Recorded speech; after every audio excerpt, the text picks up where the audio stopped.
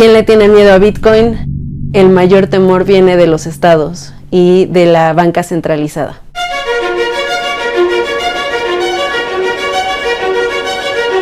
Antes de la crisis del 2008, la masa monetaria era 0.8 trillones, 0.8. Y ahorita está en 8.2 trillones. La gran recesión plantó una pequeña semilla que comenzó a germinar, ¿no? Y fue la semilla de pensar que el sistema monetario realmente tenía un problema serio. Cuando el gobierno pierde credibilidad, el dinero se vuelve aire. Para que el dinero sea dinero, tiene que ser escaso. Bitcoin cumple una función muy importante, que es la de tener un sistema de reserva de valor neutral. Que ningún político, gobierno o corporación puede modificar. Ya está permitiendo que la gente pueda cooperar y transaccionar de manera pacífica. Creo que ahí está nuestro rol. No intentar que más personas lo adopten forzados, sino demostrarles por qué está acá para cambiar la historia. Protesto ante los apóstoles de Bitcoin porque da la sensación de que solo ven las bondades. Da la sensación muchas veces, y no quiero generalizar, de que es puramente especulación y de que el objetivo no es tanto cambiar la sociedad, sino forrarse, literalmente. Así que, ¿qué es Bitcoin? Bitcoin no es una moneda, es un activo de riesgo, de muchísimo riesgo. No creo que Bitcoin destruya, no creo que Bitcoin sustituya. Todos los medios de pago, las monedas, los sistemas de valor son compatibles unos con otros. Tenemos un país, un primer país que aceptó Bitcoin, le dio la oportunidad de demostrar su valor. Si Bitcoin Beach, una comunidad tan pequeña, le ha demostrado a El Salvador que es posible, ¿por qué el país entero no lo puede ser? No solo va a ser la Singapur de Bitcoin y blockchain y fintech en Centroamérica y Latinoamérica. En algún momento se va a convertir en nuestra Suiza. Bitcoin es parte de la evolución del dinero y que toda evolución genera cambio y que Bitcoin va a cambiar el mundo.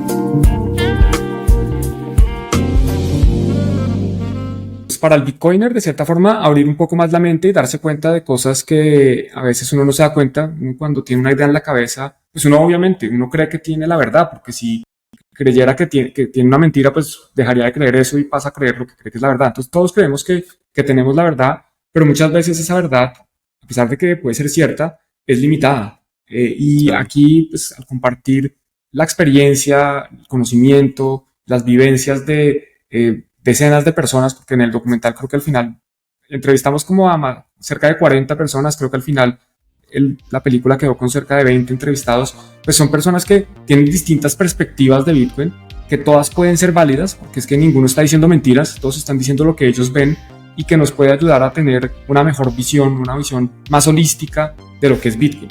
Entonces, desde ese sentido, yo creo que los bitcoiners se pueden beneficiar mucho y además que la película está hecha con buena calidad. ¿Para qué? Pero pues tenemos shots, imágenes con dron, los entrevistados son muy top, es muy bonita, entonces estéticamente es agradable verla, a los bitcoiners les puede gustar. Están historias como la de Bitcoin Beach, la Bitcoineta, está, no sé, está Lunático en Ricardo Salinas, entonces eso es bonito, pero para el que no conocía Bitcoin, es una forma de empezar a llegar sin tener que saber. Aquí no hay que saber de criptografía simétrica, de árboles de Merkle o llaves públicas y llaves privadas, no nada. Aquí uno puede empezar sin saber qué es el dinero y va a tener un aprendizaje importante durante el documental.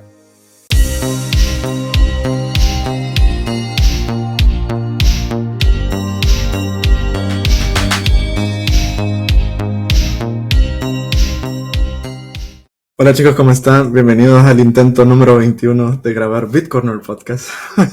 Hoy tengo a un invitado muy especial. Vamos a hablar sobre la primera película de Bitcoin en español, si no me equivoco.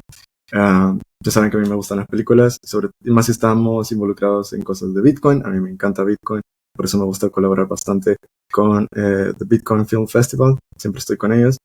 Y hoy traemos a Juan en Cripto, así que bienvenido, tocayo.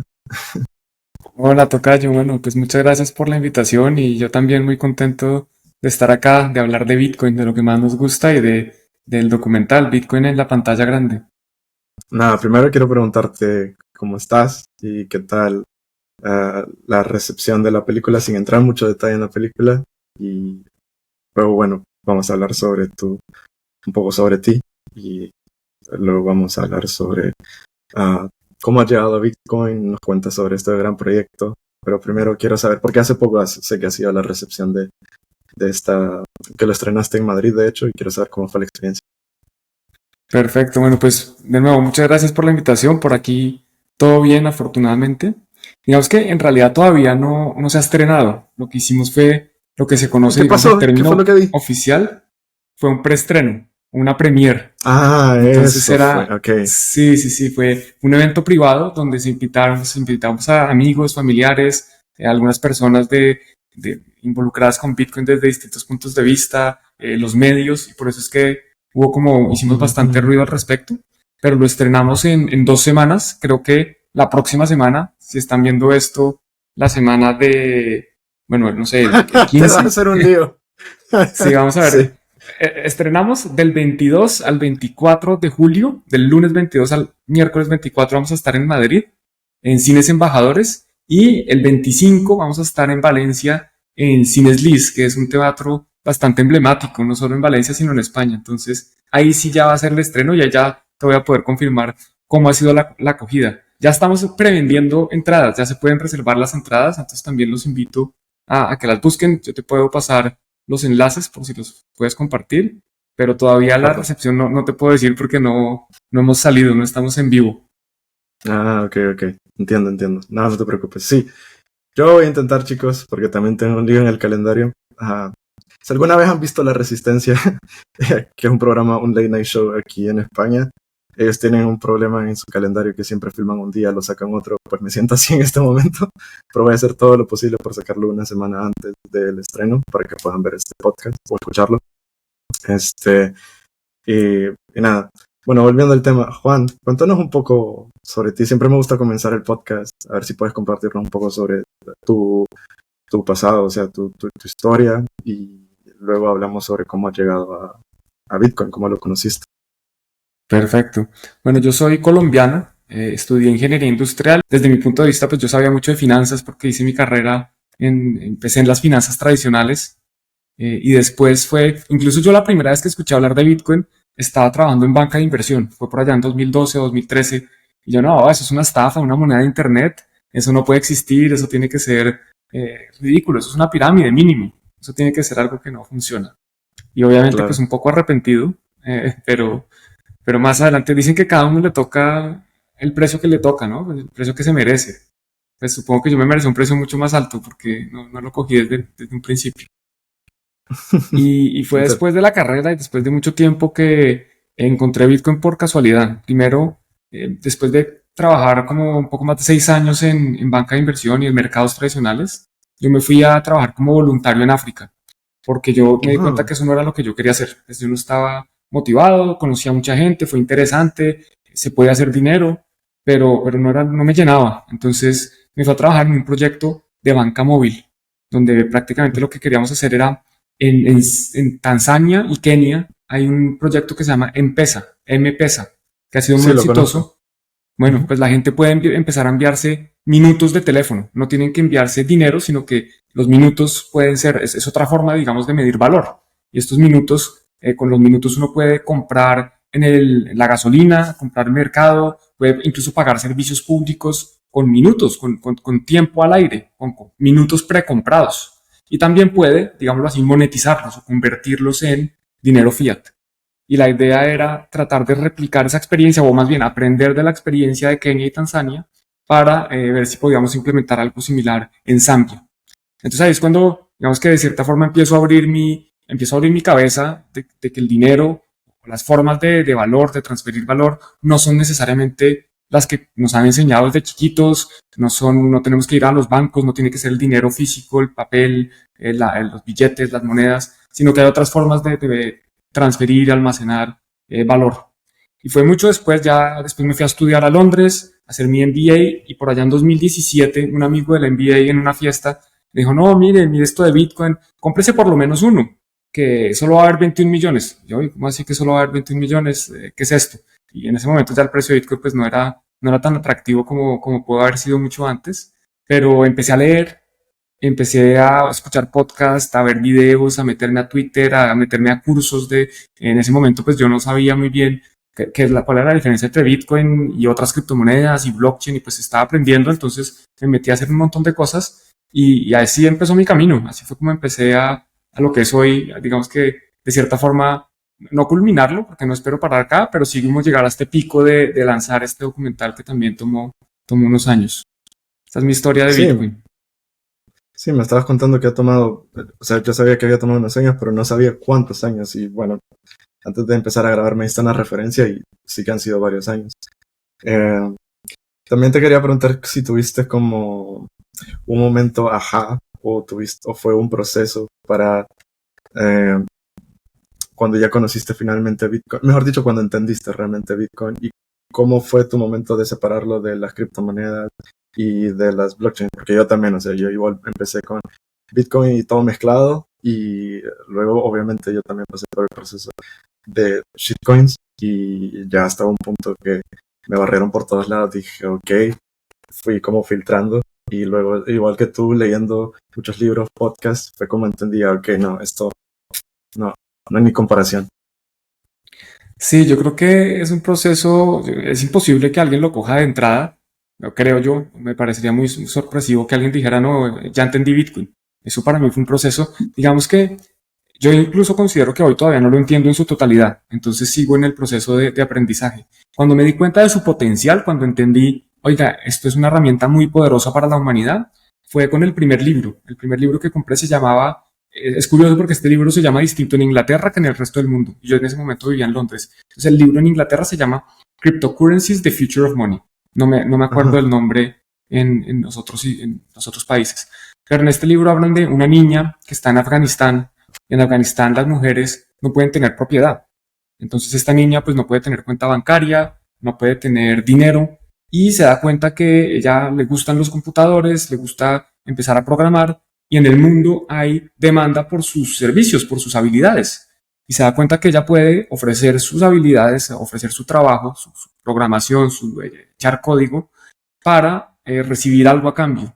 Y ese algo a cambio era Bitcoin, porque a pesar de que a sus padres no les gustara, o al gobierno no les gustara, o a los talibanes no les gustara, pues esta niña puede empezar a recibir Bitcoin a cambio de sus servicios y empieza a mejorar su vida.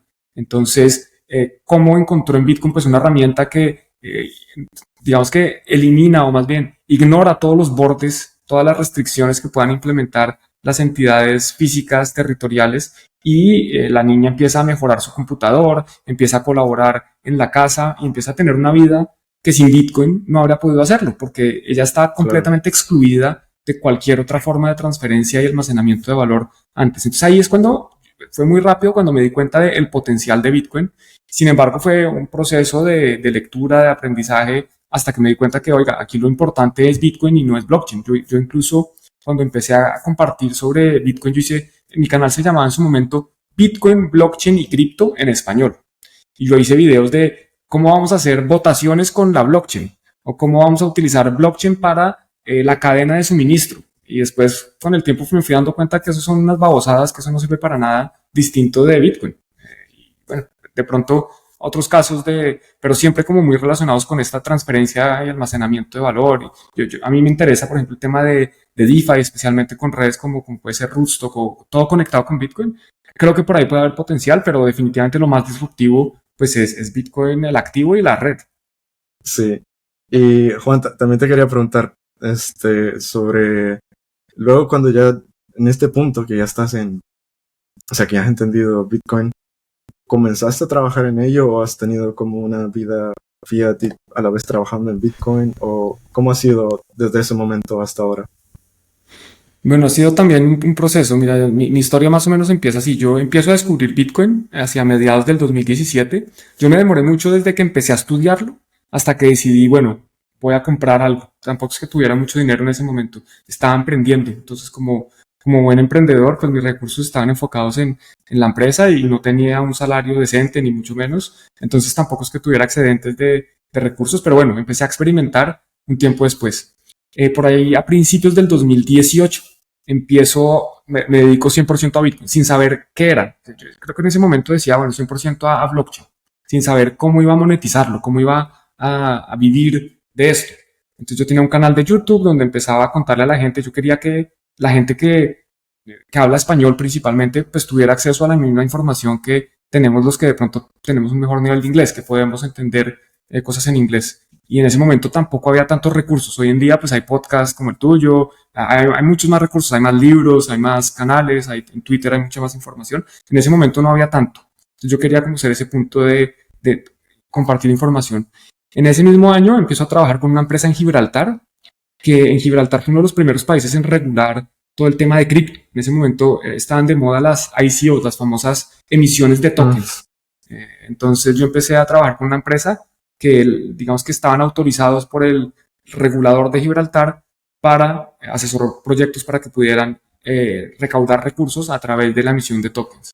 Eso duró más o menos un año, fue todo el mercado bajista del 2018, entonces la verdad es que en ese momento no hicimos ni una emisión de tokens, lo cual no me arrepiento para nada. Creo que ha sido perfecto porque no recaudé dinero del público para que emitieran en este tipo de activos tóxicos.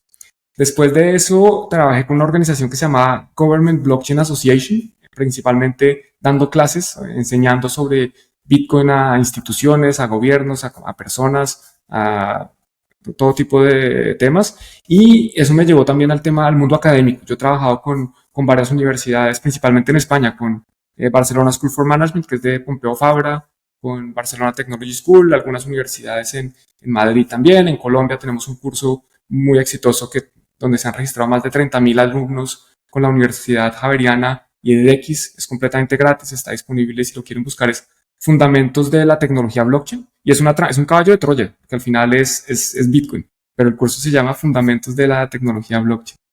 Y bueno, también trabajé con Bit2Me, que Bit2Me supongo que lo conoces, es el principal exchange de criptomonedas en España. Con ellos teníamos un noticiario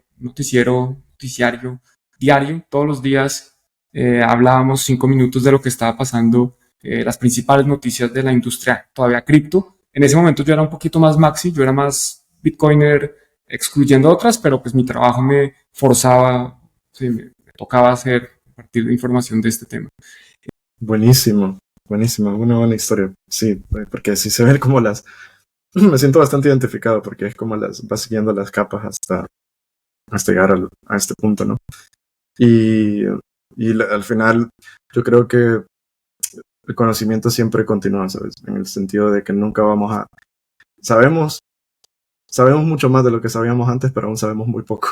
Entonces siempre tenemos que seguir estudiando y eso es lo que me gusta de Bitcoin, que no solo involucra dinero, sino que son muchas capas lo que tiene y aprender sobre ello es infinito. No importa desde la perspectiva que vengas, ¿no?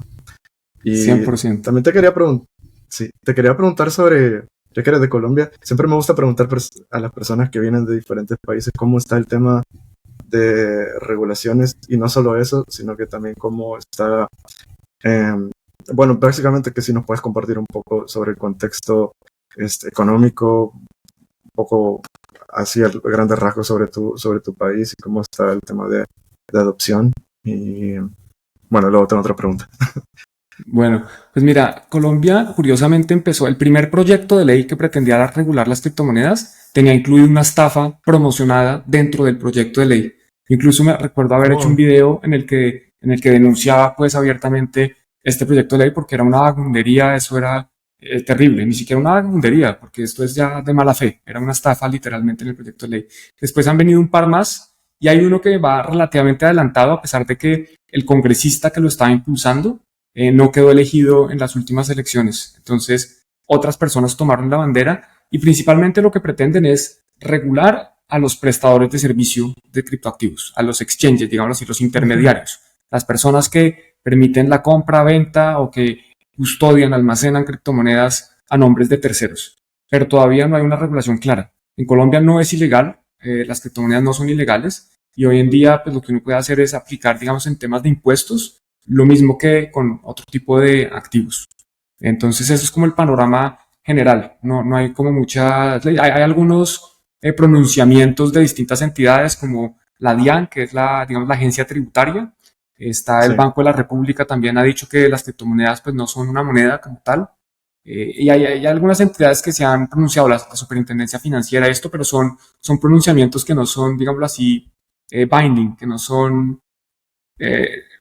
legalmente aplicables porque no es una ley. Simplemente es, oiga, nosotros creemos que esto o opinamos que esto otro, pero no hay como tal una ley que exista. Colombia en este momento tiene por primera vez en mucho tiempo un presidente, digamos, más de izquierda que de derecha. No le ha dado mucha importancia a las criptomonedas, a pesar de que en algún momento ha mencionado Bitcoin principalmente como, digamos, su potencial como en el tema energético. Ha visto que puede ser una herramienta interesante para desarrollar proyectos energéticos, pero yo creo que este tipo no está muy interesado en hacer nada real más que decir cosas. Entonces no creo que vaya a pasar mucho, o por lo menos no va a ser desde arriba. Yo creo que la adopción de Bitcoin en Colombia viene más de la gente que se ha dado cuenta que pues, es una herramienta útil para distintas cosas, ¿no? Para protegerse de la devaluación, para almacenar su dinero, para poder hacer transferencias internacionales, etcétera, etcétera. Pero no va a ser porque el gobierno diga, mire, es que aquí esto lo vamos a permitir y estas son las reglas. No lo veo, no creo que esto vaya a pasar próximamente. Pero hay proyectos, o sea, tipo, no necesariamente igual que mi primer Bitcoin, pero algunos como comunidades que se están enfocando en educación de ello.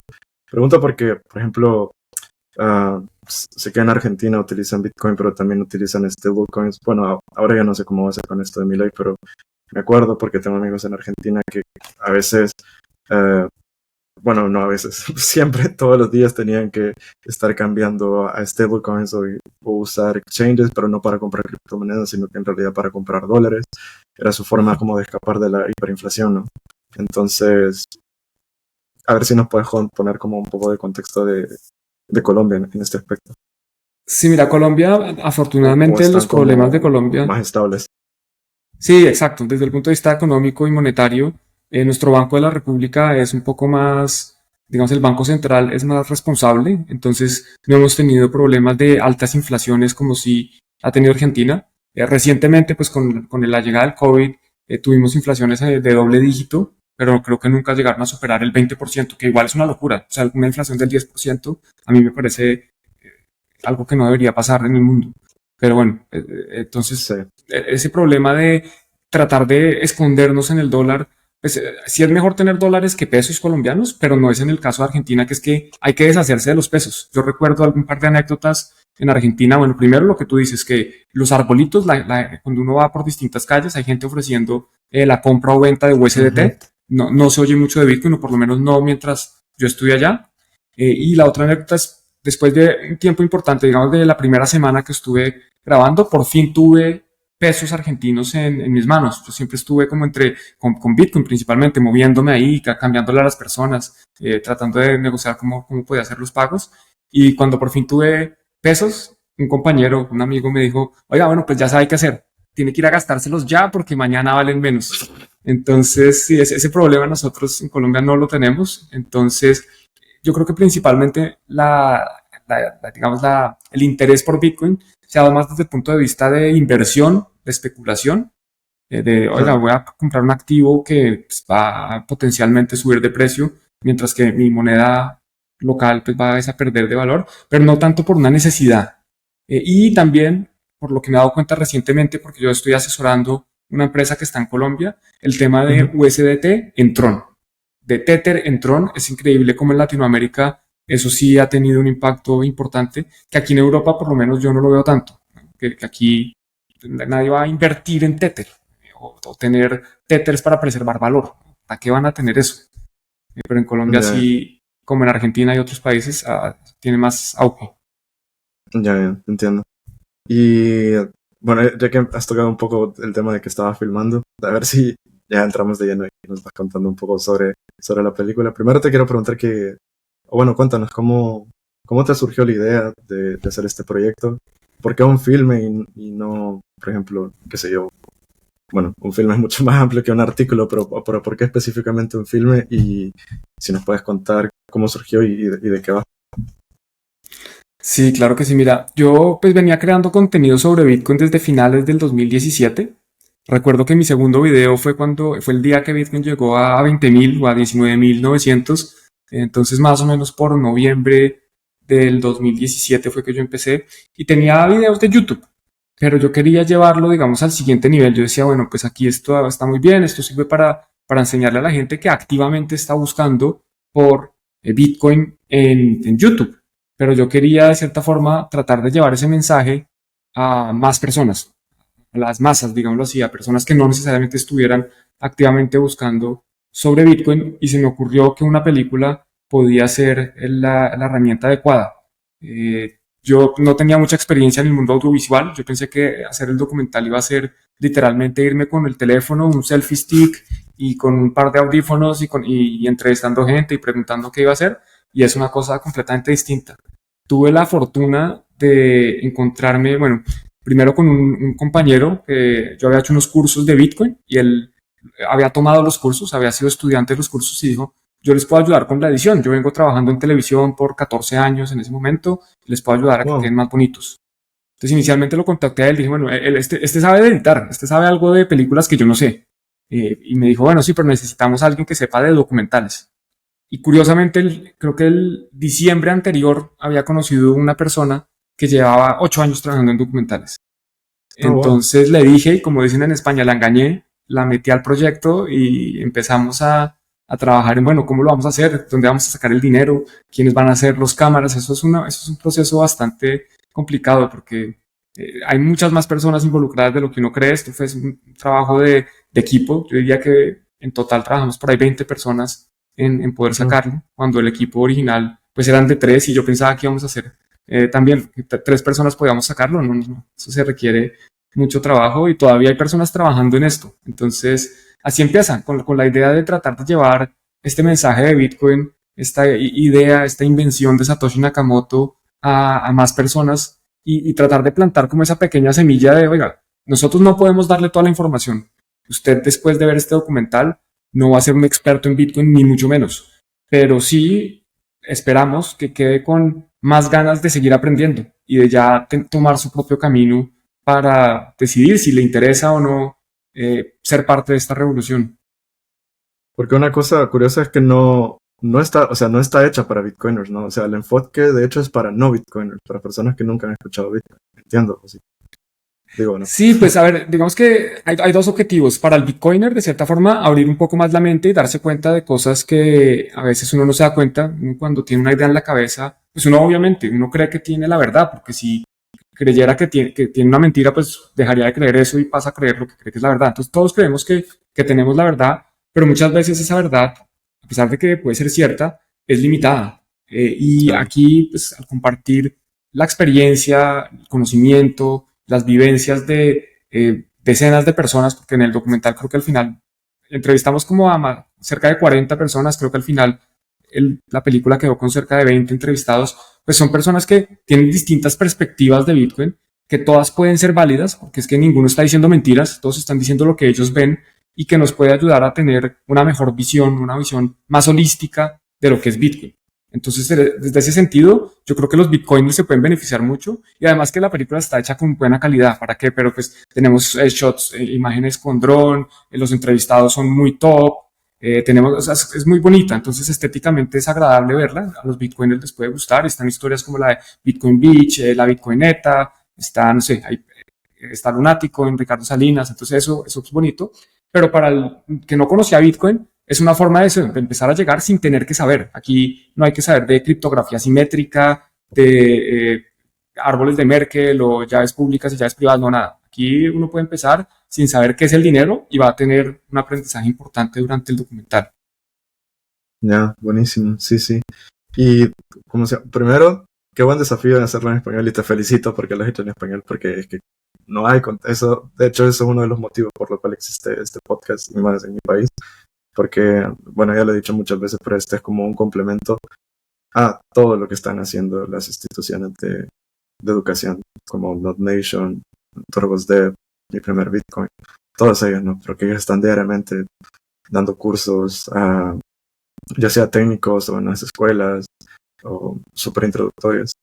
Pero este ya es más como para cualquier persona que quiera escucharlo, te da curiosidad. Entonces, igual como tú, también tuve el pensamiento como tiene que ser al principio solo lo iba a hacer en español, pero luego dije, si lo hago solo en español, creo que me estoy limitando y la idea es como que también los que, como tú habías dicho, los que no tienen tan desarrollado el inglés, que puedan de alguna forma tener acceso a esto, ¿no? De hecho, por eso este podcast es subtitulado en las dos formas. O sea, esto va a estar subtitulado en inglés y los que saben en inglés se subtitulan en español.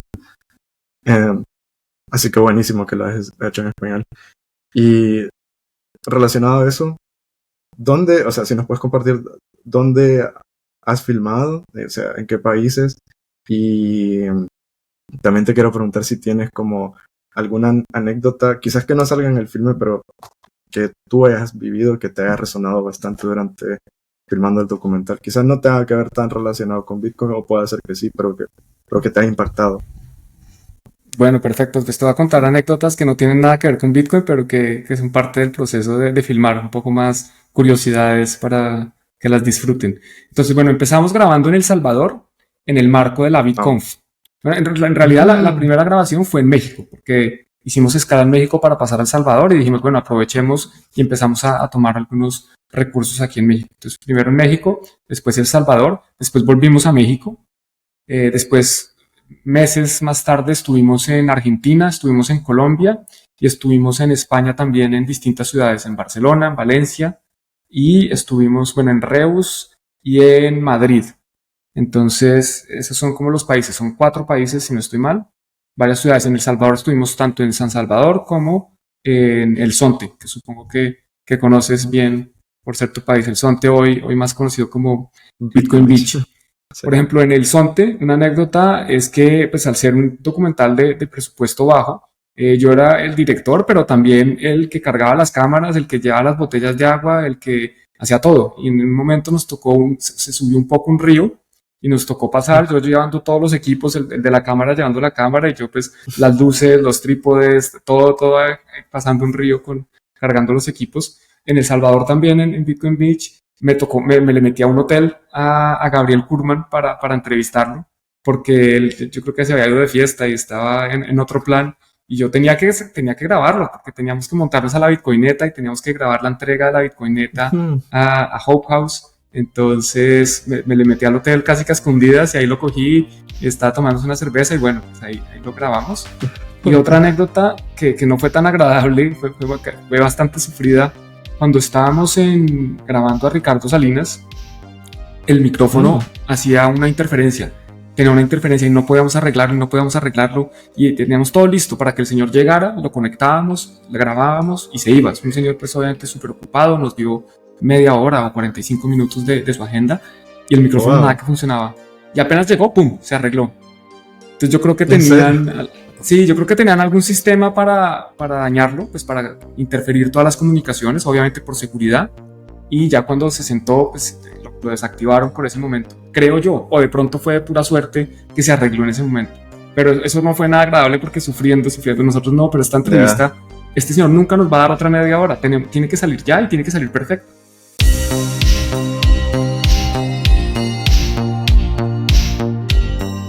Cuando dejas tus activos digitales en un exchange o en custodia de alguien más, te expones a riesgos de terceros no deseados. A diferencia del sistema bancario tradicional, Bitcoin te permite tomar el control total de tus fondos utilizando tus propias claves privadas. Esto te permite ser soberano y esencialmente tu propio banco. Al tomar el control de tus Bitcoin, puedes evitar riesgos innecesarios de terceros. Almacenar tus Bitcoin en custodia de terceros como los exchanges puede exponerte a ataques de actores malintencionados, gobiernos o estafadores que lo único que quieren es apoderarse de tu dinero. El proceso de autocustodia puede parecer abrumador al principio, pero afortunadamente Blockstream Jade Wallet hace que sea súper fácil custodiar tus activos. Las billeteras de hardware son dispositivos que almacenan de forma segura las claves privadas de tus bitcoins y activos de Liquid sin conexión a internet. Las billeteras de hardware aumentan la seguridad de tu billetera porque tus claves privadas se almacenan en un dispositivo especializado que no está siempre conectado al internet. Como te he dicho antes, mantener tus claves almacenadas en un dispositivo en línea puede exponerte a factores adicionales de ataque, por lo que se recomienda usar una billetera de hardware al almacenar grandes cantidades de Bitcoin durante largos periodos de tiempo. Jade es una billetera de hardware no custodial para Bitcoins y Liquid que ofrece opciones de firma simple y firmas múltiples. Yo personalmente lo utilizo para almacenar mis bitcoins, ya que me siento mucho más seguro manteniendo mis bitcoins en una billetera fría que en una almacenada, por ejemplo, en mi teléfono. Si estás pensando en adquirir uno para ti, no olvides utilizar el código de descuento de nuestro show, BitCorner Podcast. De esta forma estarás apoyando directamente el show y además obtendrás un 10% de descuento para la compra de tu billetera fría. Eso fue un poco Tío sufrido. Ricky. Sí, sí. Sí, el tío Ricky. Muy bueno. Sí. Mira, no sabía que habías estado en El Salvador. ¿Tienes... ah, hace mucho que no hago esta pregunta, es un poco tonta. Bueno, no es tonta, pero es curiosa. ¿Tienes alguna pupusa favorita? ¿Has probado? Seguro que sí. Si no, te regreso a El Salvador. Sí, me toca volver. Yo la primera vez que fui antes de Bitcoin Beach, mucho antes de Nayib Bukele. Fue por ahí en 2000, yo calculo 2012, 2011. La primera vez que fui a El Salvador, fui a surfear solo, además. Fui a otra playa que se llama El Tunco, tal vez. Sí, sí, sí. Sí, eso es y desde ahí, de surfistas, 100%. Sí. Bueno, pues ahí fui, empecé a probar pupusas. Nada, yo creo que una básica con carne, perdón, con quesito. Yo creo que eso es básico. Y ya con carne también puede ser con carne desmechada, la llamamos nosotros. Sí, con de ajicito, revueltas. a mí me gusta el picante. Sí, eso es una cosa bastante curiosa, que personas que no son de El Salvador, tengo amigos que los he llevado a comer pupusas, las que para nosotros son las tradicionales, y luego están, por ejemplo, las picantes yo no las considero tan típicas, o sea, coloquiales, pero bueno, hay bastantes variaciones, pero las que más les gusta a mis amigos es la picante. Digo, interesante esto. Nosotros no estamos, como salvadoreños, creo que no estamos acostumbrados tanto al picante, quizás es por eso. En Colombia tampoco se come mucho picante, pero no sé, pues a mí me gusta. Buenísimo. Y luego, cuando estuviste en El Salvador, ¿en qué año fue que estuviste? O sea, para Eso grabar. fue justo el año que aprobaron la ley Bitcoin, entonces fue en noviembre del 2021. Fue prácticamente, Wow. sí. Sí, fue recién aprobada. Entonces yo creo que hay que volver a ver cómo ha evolucionado todo. En ese momento los hoteles aceptaban Bitcoin, digamos grandes restaurantes, pero no era tan popularizado. Si uno quería comprar algo en la calle, ya era muy difícil que le aceptaran Bitcoin. Los taxis en ese momento no aceptaban Bitcoin. Entonces yo fui sin dólares, como a mí me gusta viajar así más con Bitcoin y como se pueda. Y no fue tan fácil. Tampoco era muy difícil. Siempre uno podía buscar la forma y había alguien que de pronto le podía cambiar, o están los cajeros, o hay formas de hacerlo, pero en ese momento todavía había resistencia y las personas no sabían muy bien de qué se trataba. Vale la pena ir hoy a ver si todavía la billetera Chivo Wallet es la principal utilizada, si ya está un poquito más masificado, si la gente guarda el Bitcoin o simplemente lo cambia inmediatamente por dólares, que en ese momento era lo que se hacía. Vamos a ver si hay Revolución Bitcoin 2 o algo así. Sí. Bueno, ya te Simplemente por placer. te puedo adelantar un par de cosas, pero sí o sea, es bueno que vayas. Pero sí, primero la Chivo Wallet no fracasó. Al menos desde lo que yo sé, ha fracasado. Pero eso es bueno, porque era una billetera gubernamental. Porque era una billetera gubernamental. Y gracias a esto creo que si hubiera tenido un buen éxito, creo que se hubiera centralizado en utilizarlo solo esto. Pero creo que ha sacado el lado bueno es de que como hay muchas billeteras custodiales y no custodiales que son muy buenas, por ejemplo en las del teléfono, las que son no custodiales, por ejemplo, pues lo que te quiero decir es que, por ejemplo, las instituciones que enseñan Bitcoin no se enfocan solo en una, sino que dicen, está este abanico de opciones, pues te enseñan uno al azar de cualquiera. Nunca, que yo sepa, nunca repiten en las sesiones de clase. Pero les dicen, mira, te voy a enseñar esta, pero tienes todas estas opciones, aprende esta, luego tú te instalas otro y usas el que quieres, ¿sabes? Y luego en cuanto a la adopción, sí ha aumentado porque ya hay como más. Por ejemplo, en mi primer Bitcoin sé que hay más nodos que se llaman, no solo se quedan en El Salvador, sino que ya están dispersándose alrededor del mundo, que son nodos educativos que están utilizando el diplomado de mi primer Bitcoin como su guía, digamos, para comenzar a enseñar Bitcoin, a educar en Bitcoin. Y luego a partir de esto surgieron por medio de de Bitcoin Office, más proyectos, o de otros proyectos extranjeros que han ayudado a hacer proyectos que son 100% salvadoreños. Por ejemplo, Node Nation, que es un chico que se llama Oscar, que él está literalmente yendo escuela por escuela, instalando un nodo y enseñando clases de Bitcoin. Porque los que fueron de estudiantes de Cubo Plus, que fueron 21, ellos al graduarse comenzaron sus propios proyectos de Bitcoin. Entonces, no creo que no han salido todos, van saliendo poco a poco, pero ellos son como los primeros que luego van a empezar a seguir educando en Bitcoin. Entonces es bastante interesante porque sí que ha ido evolucionando de diferentes formas. Pero ya te digo, la billetera no. Eso sí que no. Qué bueno, esa es la mejor noticia de hoy para mí. Sí, sí. Y luego, pero bueno, también está Blink, que antes era si no me equivoco, la de Bitcoin Beach Wallet. Ajá, Bitcoin Beach, a secas. Y esa sí es buenísima. Yo personalmente aquí en Europa la uso. O sea, ahí ando mis pocas monedas y me funciona bastante bien. Y eso en cuanto a El Salvador. Luego, yendo más hacia abajo, ¿qué tal? Bueno, cuéntanos un poco sobre la experiencia de Argentina e inclusive de Colombia, dicho, ¿no? También de tu país. Sí, bueno, Colombia fue una visita relativamente corta porque fue básicamente aprovechando un viaje personal que yo tenía, que decidimos sacar una jornada, aprovechar que estaba allá para sacar una jornada. Entrevistamos a 4 bitcoiners importantes, o sí, 3 y medio de pronto. Está posiblemente el bitcoiner más reconocido de habla hispana, por lo menos por su creador de contenido, por su trabajo, que es Juan Rodríguez, también conocido como Papá Bitcoin, otro tocayo. Entrevistamos a BTC Andrés, gran amigo, compañero de fiestas y de aventuras. Está también Ángela Ocando, que en ese momento era la directora de blockchain para Platzi, pero tiene una visión muy interesante porque es venezolana, que fue a Colombia y pues como el Bitcoin que utilizaba en Venezuela también lo puede utilizar en Colombia. Y tenemos una persona que está enfocada en finanzas personales, es un emprendedor de finanzas personales, pero que entiende Bitcoin. Yo no sabía, cuando lo entrevisté yo quería enfocarme más en la parte del dinero, de las finanzas personales, porque pues, el documental tiene que ser muy completo. Y al final le pregunté, bueno, ¿y qué te hubiera gustado que te preguntara? Y no te pregunté, y me dijo, no, pero es que no hablamos de Bitcoin. Usted me vino a entrevistar por un documental de Bitcoin y no hablamos de eso. Entonces, por eso digo que supongo que es Bitcoiner ya.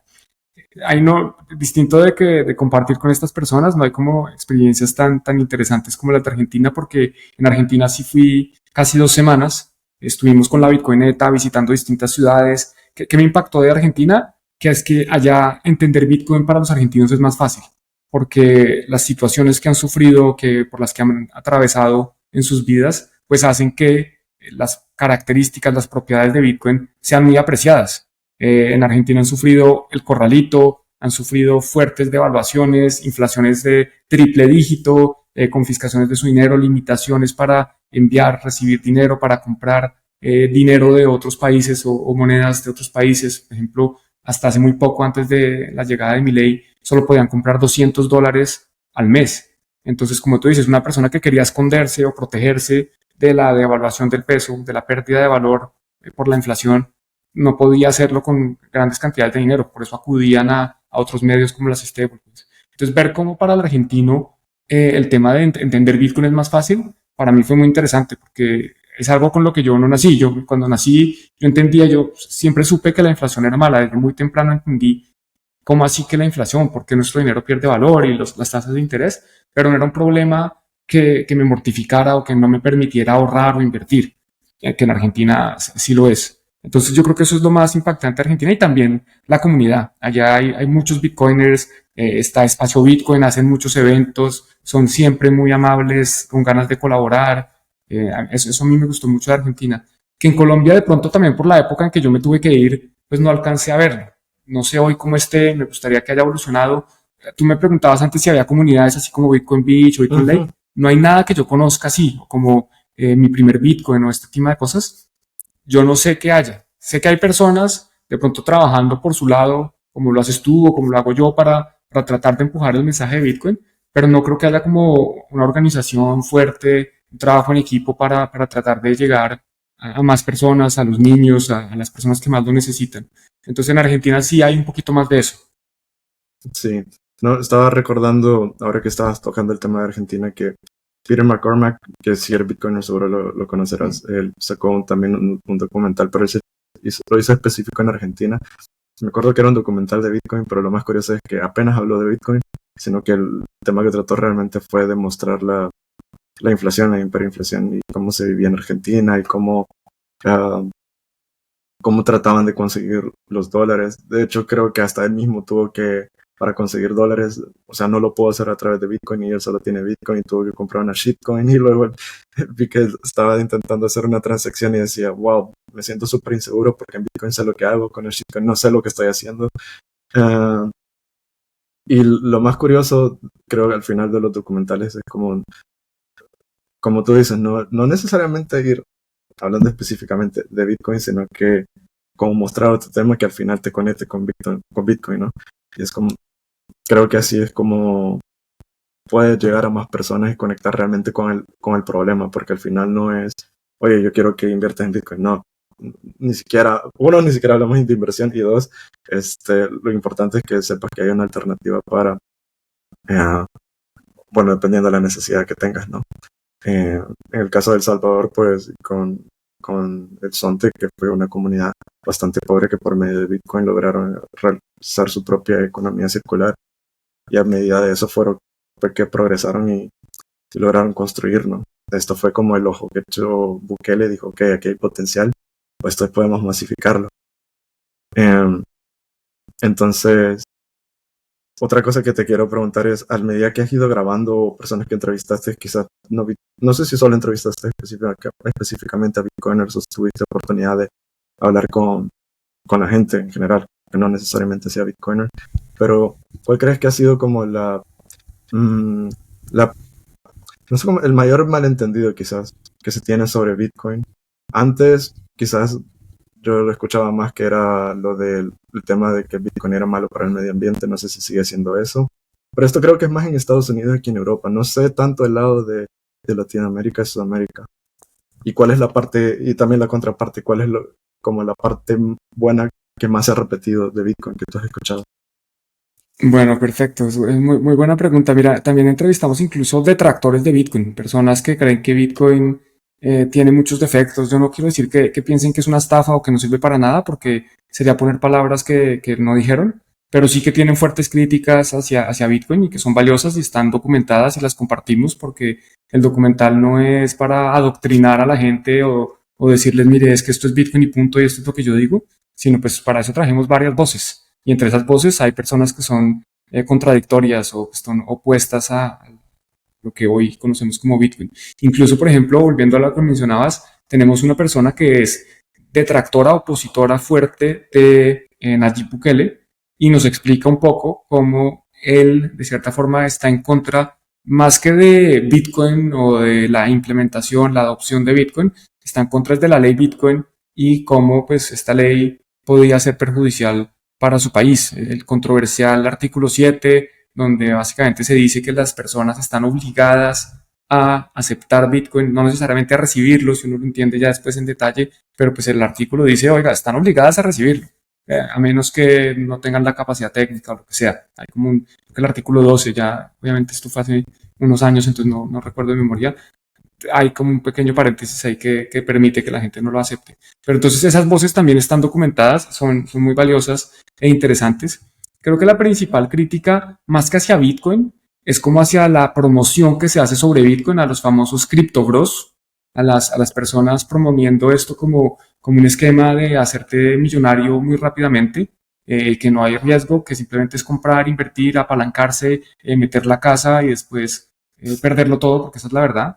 Entonces hay que tener cuidado, pues esto es un activo volátil, es normal con un activo que tiene apenas 15 años de historia, etcétera, pero creo que la principal crítica es hacia eso, hacia las personas que, como lo llama una persona en el documental, dice, protesto ante los apóstoles de Bitcoin, como si fueran pues aquí una religión. Hay personas que dicen que Bitcoin es una religión, ¿no? Que aquí todos somos ciegos y tenemos fe en Satoshi Nakamoto o en Michael Saylor, yo no sé en qué.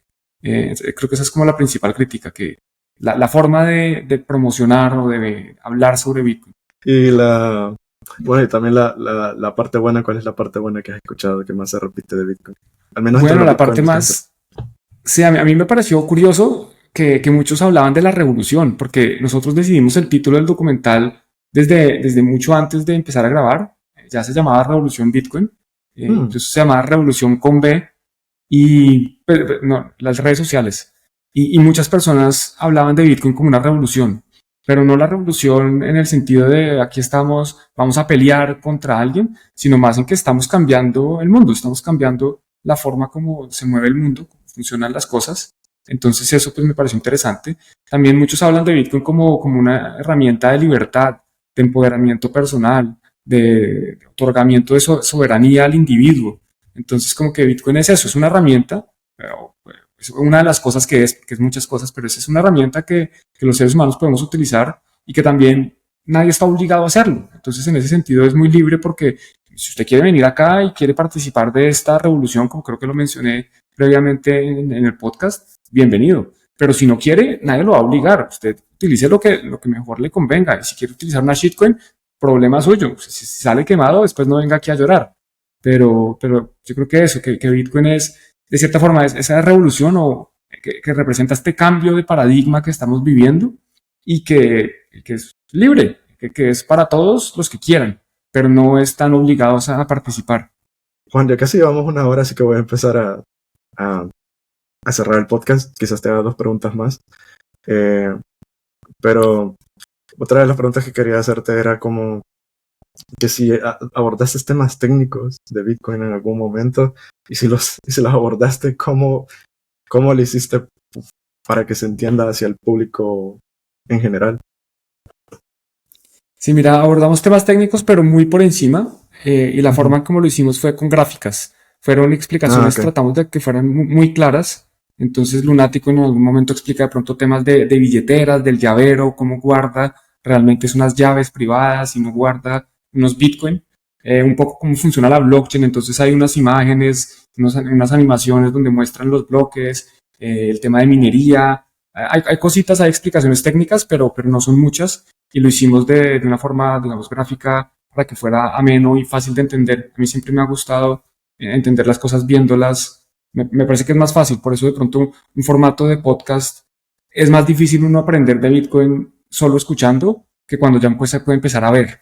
Entonces eso fue clave para tocar esos temas técnicos. Que no son muchos tampoco, porque como te decía, aquí no vamos a hablar de Merkle Trees o de los canales de pago de Lightning Network, pero sí, pues tratamos de mostrarlo como un poquito por encima y ya de nuevo, el que quiera profundizar, pues bienvenido, esa es la idea. Sí, de hecho, eso que tú dices tienes totalmente razón, porque a veces cuando he traído personas que son developers, bueno, muy buenos developers de Bitcoin, sí o sí tiene que ser video podcast, porque igual pues ellos pueden estar hablando de tema técnico, pero siempre recurren a compartir pantalla para tener algo visual, sobre todo si eres Bitcoiner pero no necesariamente eres developer o apenas estás comenzando, es como necesitas algo extra para poder entenderlo del todo. Así sean las manos, ¿no? Así sea, bueno, es que acá está esto, después acá esto sube, baja, y así sea algo más visual. Totalmente. Y hablando de compartir pantallas, si quieres puedes compartir lo del documental, lo de las vídeos de exposición, quizás así las personas pueden verlo donde están. Ah, claro que sí. Bueno, te comparto aquí. Se me está acabando la batería. Vamos a ver si alcanzo a llegar al final. Bueno, en Madrid vamos a estar en Cines Embajadores del lunes 22 al miércoles 25 de julio. Acá está, bueno, el estreno oficial. Ahora sí el estreno el lunes 22 de julio. Y pueden comprar las entradas aquí. Muy fácilmente están los tres días. El último día vamos a tener un coloquio al final con algunos de los participantes. Y en Valencia va a estar en Cines Lis. Como te decía antes de empezar, esto es una de las salas más emblemáticas de España y tenemos una sesión el jueves 25 y también vamos a tener un coloquio con algunos de los participantes. Acá está, mira, ya se han vendido algunas entradas, entonces bueno, pues eso obviamente nos tiene contentos. Eso es lo que puedo compartir de pantalla. Genial, buenísimo. Pues ahí ya lo tienen. Te comparto los links, los enlaces para que si los puedes compartir. Sí, lo voy a compartir en las notas del podcast.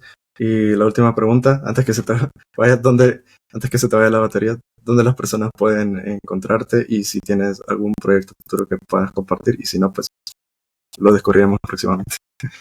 Claro que sí, bueno, pueden encontrarme muy fácil como @Juan en Cripto, cripto con I de iglesia, con I latina, o sea, Juan en Cripto. Estoy en Twitter, en Instagram, en YouTube cada vez menos, pero por ahí me pueden encontrar y seguramente se pueden enterar de los distintos proyectos en los que estoy trabajando, que hoy principalmente es el documental Revolución con B y la B de Bitcoin, obviamente, y también estoy en un proyecto que es Alfa Bitcoin, pero bueno, en redes sociales creo que es lo más fácil, @Juan en Cripto, ahí nos vemos. Genial, perfecto. Juan, gracias por haber estado aquí, por compartir sobre el documental. Y estoy esperando con ansias para verlo yo también, así que seguro que a la gente le va a gustar. ¡Éxitos! Muchas gracias, Juan, por la invitación, por todas las palabras, los buenos deseos, y seguro que algún día nos vamos a ver de pronto para ver el documental en Barcelona. Esperemos que se pueda. Esperemos que se pueda, sí, estamos trabajando en ello. Así que, bueno chicos, nos vemos la siguiente semana. Chao. Chao, saludos.